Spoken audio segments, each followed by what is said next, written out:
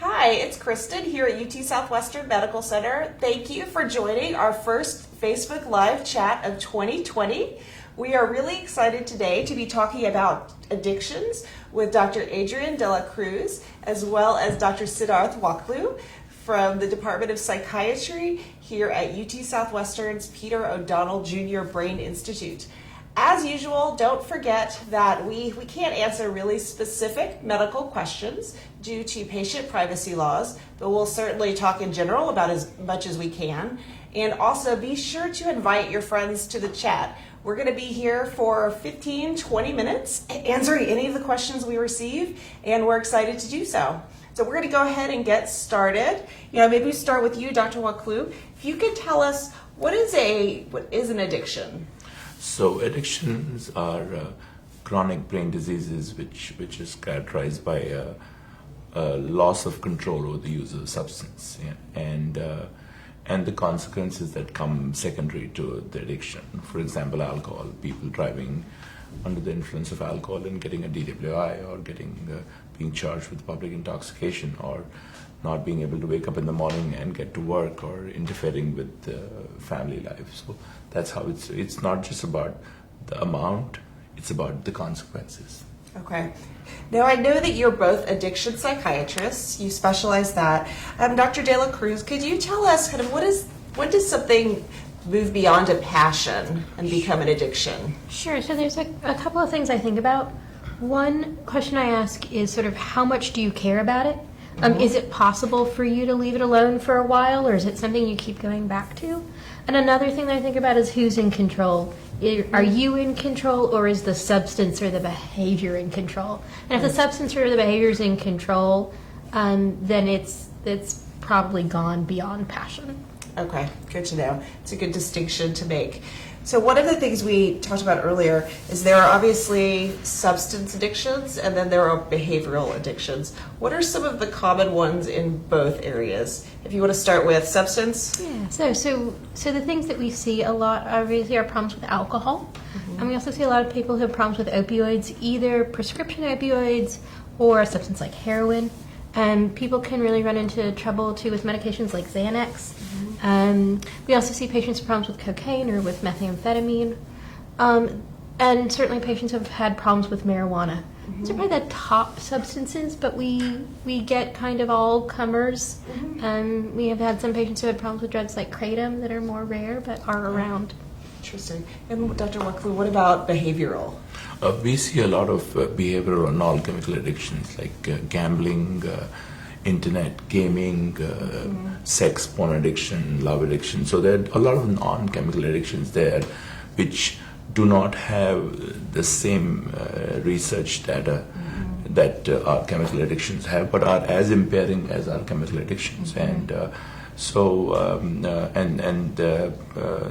cause a lot of impairment, and people are they are less recognized because they're not taught so much in medical school and in residencies. So we are more likely to ask people about how much they drink or they use any illicit substances, but we are less likely to ask patients about what about gambling and internet. And among the younger generation, a lot of gaming, internet, the video game, it's becoming a major issue. And like I said, we're not trained to ask about it. Okay, that's a good point. I've wondered, I think you touched on this a little bit, but are behavioral addictions as challenging and problematic as substance addictions? So it depends on how you're thinking about it. So certainly things like the legal consequences, the behavioral addictions don't tend to have that. Gambling can because of the ability to go into bankruptcy or to start engaging in illegal activities in order to have the money to gamble. In terms of affecting your ability to work, in terms of affecting your relationships with your family and living your life, the behavioral addictions can have all of those consequences as well. Okay, so what are some early signs that somebody should look out for of addiction? So sometimes people in AA will use this phrase where they'll talk about, I didn't get in trouble every time I was drinking, but any time I got in trouble, I was drunk. If you are noticing a pattern of trouble, of chaos, of not meeting your commitments to other people because you were using, because you wanted to spend time using, because you were recovering from use, that is a place at which I'd definitely be concerned. Okay. Well, we've got our questions are starting to come in. It's great to see all of our viewers out there. The first one is, what are some of the newer novel treatments for substance abuse? Novel treatments, we've a lot of advances in the last 2 decades in the pharmacological treatment of addictions. Traditionally, we only had behavioral or support groups like AA, NA, but in the last 2 decades, we've had a lot of novel treatments like naltrexone and acamprosate for alcohol use disorders. We've had methadone since the 60s for opioid use disorders, but now we've had buprenorphine, which is a partial opioid agonist for the treatment of opioid use disorders, which is, as we all know, a major public health epidemic right now. Right. So how do groups, you mentioned AA, play a role, and does it still play a role alongside kind of the treatments you were talking about? Oh, I think AA is AA is a landmark treatment. I mean, Henry Kissinger once said, AA is America's gift to the world, and it truly is. And it has saved thousands of lives over the years and continues to do so. The thing is, not everyone responds to AA. Some people do, some people don't. And there are also good growth of alternate recovery movements, alternate to AA, that have become established. They are not as widespread as AA, but are becoming more mainstream. Okay. So Dr. De La Cruz, I know with AA and groups like that, why do they work? We don't have a perfect scientific answer to that question. Okay. We know that the accountability is really important. Having a group of people to whom you are committing to sobriety and you're all doing it together seems to be really helpful. The idea that the problem is not just the substance, but the problem is in how you think about addressing your struggles in your life. And that simply removing the substance doesn't fix the other problems. I think that's a real strength of AA. And of course, the ability to, if you are in a hard moment, to pick up the phone and call somebody and say, help me get through this hard moment, I think is a phenomenal strength. Okay. Well, when you're talking about somebody who has an addiction, obviously that doesn't usually impact only that person, often friends and loved ones. How could those of us who have somebody that may be facing an addiction, how can we help? I think there's a couple things. One is that you want to make it really clear to that person that their addiction is affecting you and your relationship. You don't want to be hiding or protecting them from the consequences. And that kind of gets into this, you'll hear people talk about this idea of enabling. You'll hear stories about the husband is too hungover to go to work, so the wife calls the boss and says he has the flu. Well, that's just letting the husband drink and be hungover and avoid that consequence. And so you don't want to do that. You also kind of want to give up the notion that you can control whether or not your loved one is drinking or using a substance. That is that person's responsibility. It's not your responsibility as their loved one. Okay. I think that would that sounds like that would, it sounds very easy, but it sounds like that can also be very hard for some people. It's extremely difficult. Okay. So once somebody is in treatment, are there ways that friends and relatives can help them at that point? The best thing that friends and relatives can do is start going to Alcoholic Anonymous, Al-Anon meetings. AA is for people who are struggling with addiction, with alcoholism and drug addiction, AA, and Al-Anon meetings are for family and friends. Okay. So the best way to is attend Al-Anon meetings, understand the disease of addiction, understand being supportive and enabling. There's a big difference there, and then again, it is I tell families and patients all the time, recovery from addiction is a marathon. It's not a sprint. And so it's a chronic brain disease, and that's how it is to be treated. I tell my patients all the time, I hope you never have a slip or a relapse, but if it happens, it's not a failure, it's a setback, time to reassess why it happened and what can you do to prevent it from happening again. Okay, good to know. I know we've got a lot of viewers out there. We've got some great questions coming in. Keep at it. We've got another probably 10 minutes or so in our chat. It's going really fast, so make sure you get those questions in. Related to, you mentioned relapse. I know the individual out there, I feel like that would almost be a larger fear for the loved ones of somebody who's been battling or dealing with an addiction. I mean, what are some signs that they can look for that, you know, their loved one may be kind of going back down that path? So one thing we think about is we think about a relapse as a sign that something in the treatment plan isn't fully working. Like the same way that if someone who has chronic asthma has a bunch of asthma attacks, it's not a moral failing on the part of the person with asthma. It's that like there's something in the treatment plan that's not working and we need to address that. We think about relapses a lot in the same way. In terms of specific signs, it would be things like if the loved one is taking medication for sobriety and they're not taking it, they keep forgetting it. Okay. If they used to be going to AA meetings 7 days a week and now they're going 3 days a week or not at all. Okay. So things like that look like a recovery plan isn't quite as tight as it used to be can be the sign that things are slipping somewhere. Okay. All right, here's a different question that came in from Christy, and I think I know the answer to this one, but I'm going to put it out. Can people become addicted to exercise? And if so, how can they know it's an addiction versus a healthy habit? We have clearly seen patients who are addicted to exercise and fitness. So again, the same phenomenon of addiction, if it takes you away from your normal day-to-day activities, if you're doing so much that it interferes with your work, with your family life, interferes with your health, it's an addiction. So it's again about consequences. I mean, someone that is running so much that their knees start hurting and they need to take pain medication because of the knee, they're running so much, again, it's an addiction.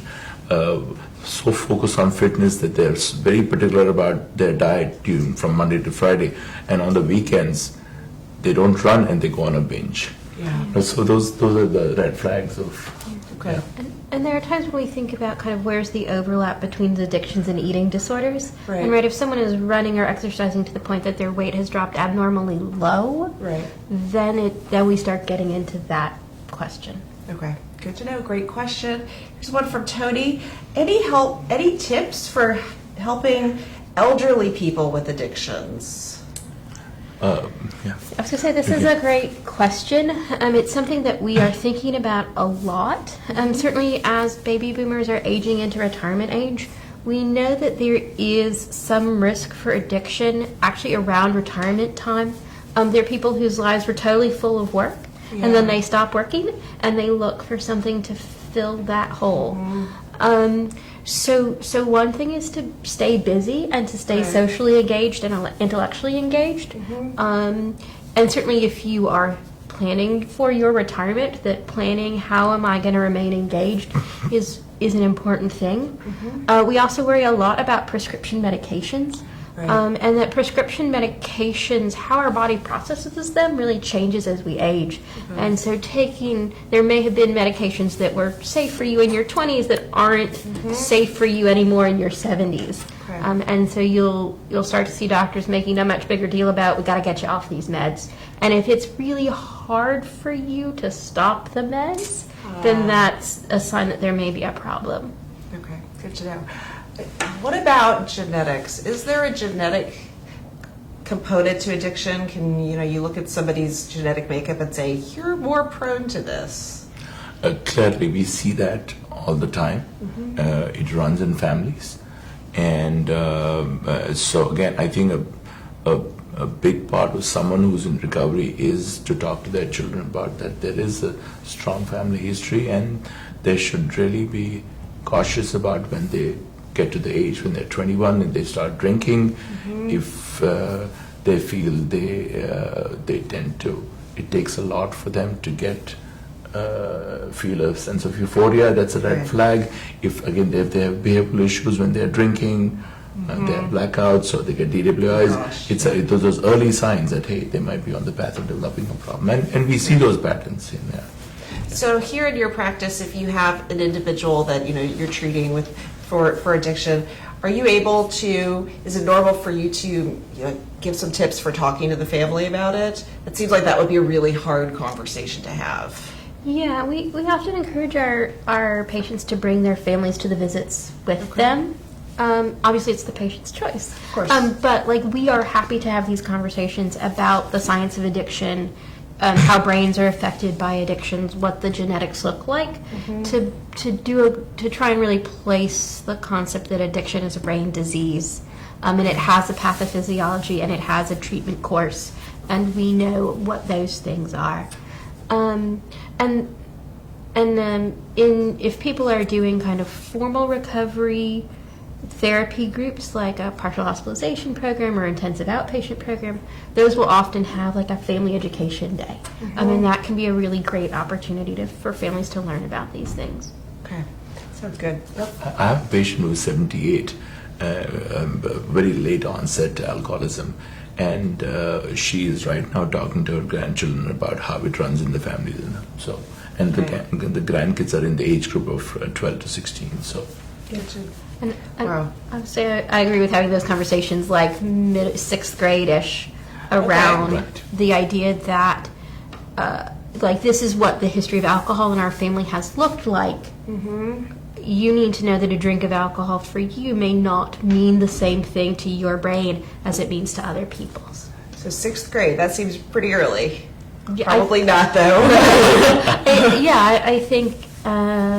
I think these conversations need to start before people are drinking, and we have to be honest about when people start drinking. The mean age of first drink in the country is 13. Wow. Okay, 13. That's young. So we've got another couple more questions here. We're going to try to get to these in the next 4 or 5 minutes. Are there things people with a family history of addiction can do to consciously avoid a future with addiction? The most obvious one is don't use the substance. And maybe don't use any. Don't drink. If you do drink very in limited ways. If you're at a social engagement and somebody offers you a substance, just politely turn it down. Okay. If you are prescribed an opiate medication, if you're prescribed a benzodiazepine, be aware of, am I taking this because I really like how it makes me feel? Right. Or am I taking this because it's treating my illness? Okay. So maybe, yeah. Yeah. In some ways, the genetics of addiction have been a little bit hard to study because if you're never exposed to the substance, you don't develop the disease. Right. So there could be people who have the perfect biology to develop a heroin addiction, but they never use heroin, and so they don't. Okay. All right, so we've got one more question. This one is, do people ever trade one addiction for another? And if so, how can they avoid this when working through their original addiction? So we see that frequently in practice, that people will recover from alcohol, but their nicotine use will persist, or people will recover from alcohol and get addicted to prescription drugs. So again, it's a conscious effort to recognize that fact and to have an honest dialogue with other healthcare professionals. Is, I am in recovery, I would not like to be prescribed certain medications. And what happens is, as an example, is someone in recovery for years has a surgery, and after the surgery they get prescribed opioid pain medications.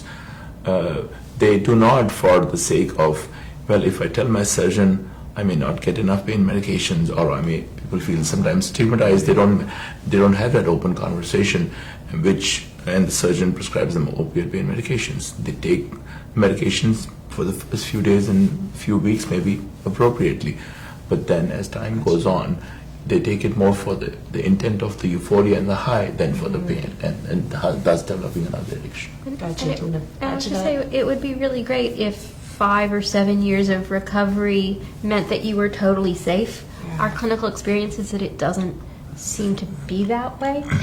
The other sort of cross addiction we watch out for is patients who have had gastric bypass or gastric band surgery, Okay. and they are at elevated risk for developing alcohol use disorders and other addictions. Interesting. That sort of all the coping they had been doing with food Right. turns into coping with substances. Oh, wow.